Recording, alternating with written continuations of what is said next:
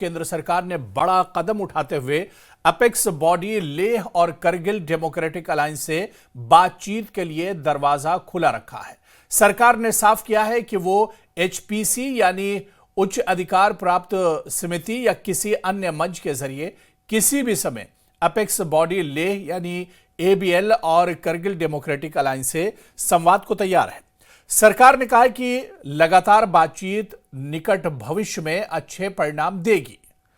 तो लद्दाख में जिस तरह से लेह में हिंसा हुई थी उसके बाद सोनम वांगचुक की गिरफ्तारी भी हुई, लेकिन हालात को काबू में करने के लिए अब बड़ा इशारा एक तरह से केंद्र सरकार ने दिया है और कहा है कि बातचीत के लिए दरवाजा खुला हुआ है। सरकार ने साफ किया है कि वो एचपीसी यानी उच्च अधिकार प्राप्त समिति या किसी अन्य मंच के जरिए किसी भी समय अपेक्स बॉडी लेह और करगिल डेमोक्रेटिक अलायंस से संवाद को तैयार है। सरकार ने कहा है कि लगातार बातचीत निकट भविष्य में अच्छे परिणाम देगी।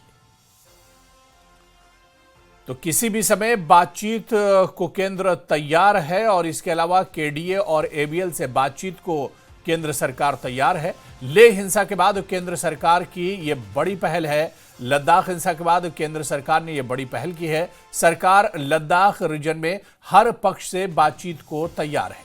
सरकार ने लद्दाख के मामले पर अपेक्स बॉडी लेह और करगिल डेमोक्रेटिक अलायंस के साथ किसी भी समय बातचीत के लिए हमेशा दरवाजा खुला रखा है और उसने कहा है कि बातचीत किसी भी समय हो सकती है। सरकार ने लद्दाख के मामलों पर अपेक्स बॉडी लेह और करगिल डेमोक्रेटिक अलायंस के साथ किसी भी समय बातचीत के लिए एक तरह से हामी भरी है और तैयार है और कहा है कि हम लद्दाख पर उच्च अधिकार प्राप्त समिति यानी एचपीसी या किसी अन्य मंच के माध्यम से बातचीत कर सकते हैं।